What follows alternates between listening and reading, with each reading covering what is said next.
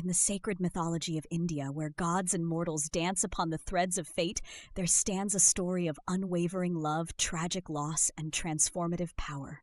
This is the tale of Lord Shiva and the death of Sati. Sati, the daughter of King Daksha, was born into a world of grand expectations and earthly royalty, but from the moment she opened her eyes, her soul was drawn toward the eternal. Amongst the celestials and cosmic beings of the heavens, it was Lord Shiva, the ascetic yogi, who captivated her heart. Shiva, the destroyer and transformer, dwelt in the icy mountains, wrapped in animal skins, his meditative presence defying the norms of society. He cared little for riches or pomp, living on the fringes of creation, yet his spirit held an undeniable magnetism, the infinite depth of the cosmos itself. Against her father's wishes, Sati chose Shiva as her consort. Love blossomed between the two as divine energies interwove, creating what seemed to be a balance between chaos and peace, destruction and rejuvenation. Yet this union was not without its shadows. Daksha, proud and arrogant, seethed with disapproval. How could his daughter, magnificent and royal, bind herself to a hermit, one so unconventional, so distant from the luxuries of courtly existence? And so a storm began to brew.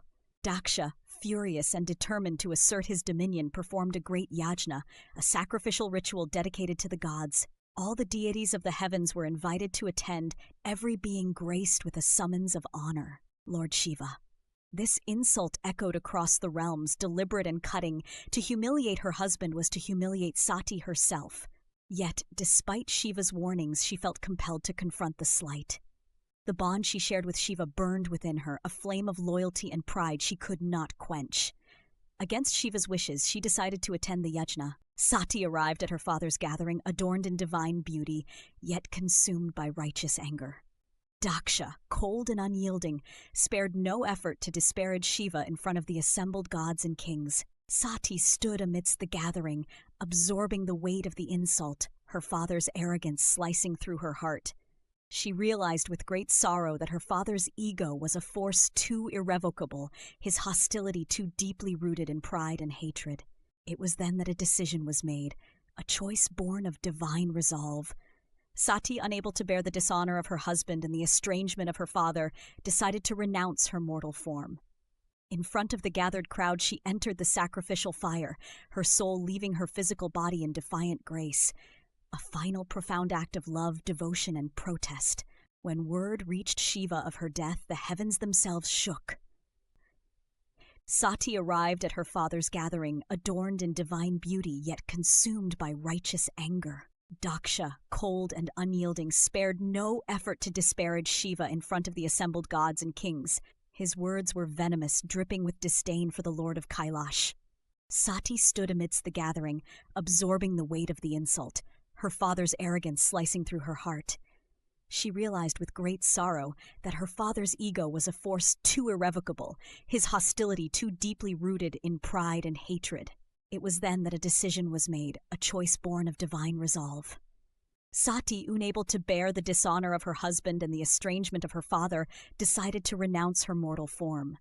In front of the gathered crowd, she entered the sacrificial fire, her soul leaving her physical body in defiant grace, a final, profound act of love, devotion, and protest. When word reached Shiva of her death, the heavens themselves shook. Shiva, who embodies cosmic balance, fell into an abyss of despair, his meditative calm dissolved into grief and anger, his heartbreak consuming the universe itself. From his locks sprung Veerabhadra, a terrifying manifestation of wrath, who stormed into Daksha's sacrificial grounds, destroying all in his path. Veerabhadra's fury tore through creation, annihilating Daksha's arrogance and reducing the yajna to chaos. Daksha himself met Shiva's justice, but at the pleading of other deities, Shiva eventually restored him to life, though marked with humility, a goat's head replacing his own.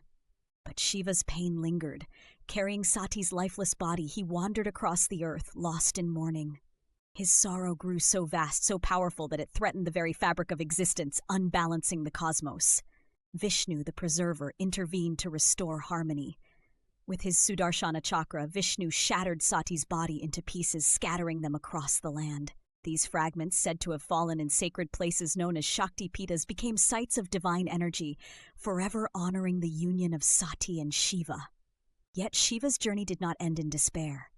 Sati's soul was eternal, and her love for Shiva transcended mortality. She was reborn as Parvati, the daughter of the mountain king, gifted with beauty, wisdom, and devotion.